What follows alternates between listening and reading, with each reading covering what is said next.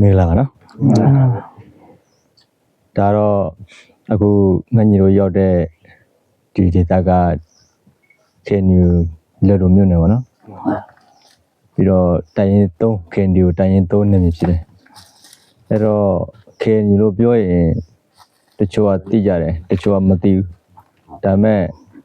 KNU လို့ပြောရင်ပမာလိုကတော့ကရင်မျိုးသားစီးရုံးနော်အဲ့တော့ဒီမျိုးသားစီးရုံးလို့ပြောရတာ ਨੇ ကျွန်တော်တို့တွေကကေလူမျိုးအတွက်ကေလူမျိုးလွတ်မြောက်ဖို့အတွက်ရုပ်ကန်နေရတဲ့လူမျိုးလူမျိုးဖြစ်တယ်အဖွဲ့အစည်းတစ်ဖွဲ့ဖြစ်တယ်အဲ့တော့ဒါပေမဲ့ကေလူမျိုးတစ်မျိုးတည်းလွတ်မြောက်ပြီးတော့ကျွန်တော်တို့တော်လည်းပြီးဦးမှာမဟုတ်ဘူး။ဘာကြောင့်အဲ့လိုပြောလဲဆိုတော့ဖိနှိပ်ခလူသားစားတွေကျွန်တော်နိုင်ငံမှာအများကြီးရှိတယ်။နောက်ဗမာပါဝင်ဗမာလည်းဖိနှိပ်ခတာအများကြီးရှိတယ်။အဲ့တော့အခုအရင်ကတော့ကျွန်တော်တို့ဒီဒေသတွေမှာတော့တောင်းရသူတဘောလို့စစ်တပ်ဘက်ကဒီအာဏာရှင်ဘက်ကအဲ့လိုဆွဆွဲထားရှိရပါတော့ဟုတ်ဒါပေမဲ့ဘာကြောင့်ကျွန်တော်တို့တပုံဖြစ်ရလဲဆိုတာကိုတော့ဘယ်သူမှမလေ့လာကြတပုံဆိုတဲ့အတစ်ဘက်ကအုတ်ချုပ်သူပေါ်မှာမူတည်တယ်အုတ်ချုပ်သူကတရားမျှတမှုနဲ့အုတ်ချုပ်ရင်တော့တပုံထားစရာအကြောင်းမရှိဘူးနော်ဘယ်သူကမှလည်းဒီတွေ့ထက်တိုင်ကိုဖြစ်မဲ့လာကြောင်းကိုရွေးပြီးတော့ပျော်မှုမဲ့လူမဟုတ်ဘူးနော်အဲ့တော့အခုအာဏာသိမ်းပြီးနောက်ပိုင်းမှာတော်တော်များများနေရာတိုင်းပါနော်ဒီစစ်ဖြစ်တယ်အဲ့တော့စစ်ဖြစ်တဲ့နေရာမှာတော့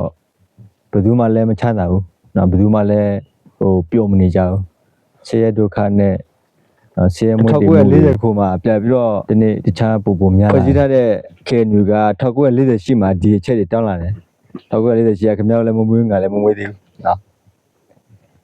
ကဲအဲ့တော့ပြည်တွင်းစစ်ကိုလိုမရှိဘူးလို့ပြောတဲ့ဟာကခုထိဘာဖြစ်လို့ပြည်တွင်းစစ်ရှိနေရလဲပေါ့ခင်ဗျားတို့ဘယ်လိုထင်လဲဆိုတော့ဒီတောင်ကုန်းရဲ့ကျင့်တော့ဒီတိုင်းပဲဒါပေမဲ့လို့သူတို့အတွက်ကျင့်တော့သူတို့လောဘတွေအများကြီးရှိတယ်သူပေါ်ပြီးတော့ကျွန်တော်ပြည်တော်စုတည်ဆောက်ရမယ်ကဲအဲ့တော့ KNU ကသူကကရင်ပြည်ရဖို့တောင်းတာကဲကရင်ပြည်တစ်ခုတည်းပြေးလို့တော့မရဘူးတခြားတိုင်းသားတွေလည်းပြည်ပေးရမယ်ကျွန်တော်ပြောရရှိအာဏာသိမ်းထားတယ်လူမျိုးရှိမျိုးအာဏာသိမ်းတဲ့နေရာမှာလည်းသူအာဏာသက်ဆိုးရှည်ဖို့အတွက်အခုနော်နီလာအသက်ရှာနေတယ်အခုလည်းလုံနေပြီပေါ့နော်အဲ့တော့ဒီအာဏာသက်ဆိုးမရှိအောင်ကျွန်တော်တို့တွေဘယ်လိုပုံစံမျိုးလုပ်ယူလို့ရလဲဆိုတဲ့ဟာတော့ကျွန်တော်စဉ်းစားကြည့်ပြီလေလူမျိုးပထမတစ်ချက်ကကရင်ပြည်ရဖို့ပဲကြီးကြီးอ่ะကရင်ချင်းပမာမောရခိုင်ချင်းရှမ်းပါဟမ်ပါတယ်ပါပမာမောခုနှစ်မျိုးတိုင်းသားခုနှစ်မျိုးပဲရှိတယ်ပြည့်ရကရင်ကချင်းပမာမောရခိုင်ရှမ်းဟုတ်ခုနှစ်မျိုးပဲရှိရမှာဟုတ်โอเค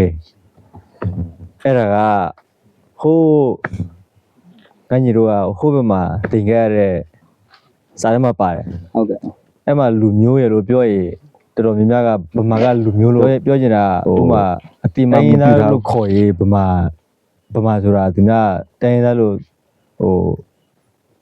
အတိမတချို့နားလည်တဲ့လူကတော့သူ့ကိုတိုင်းသားဆိုသူတိုင်းသားလို့ပြောရင်ဗမာလည်းတိုင်းသားပဲအဲ့တော့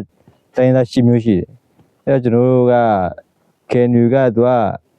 ဒီမိုကရေစီဖက်ဒရယ်ပြည်တော့ဖက်ဒရယ်လို့ပြောရင်အတူတကွရှစ်တွဲနေထည့်လို့ရမယ်။နောက်ကရေပဲဖြစ်ဖြစ်ဗမာပဲဖြစ်ဖြစ်ချင်းပဲဖြစ်ဖြစ်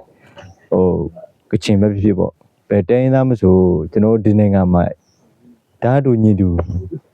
အခွင့်အရေးရတဲ့နေဆိုတာ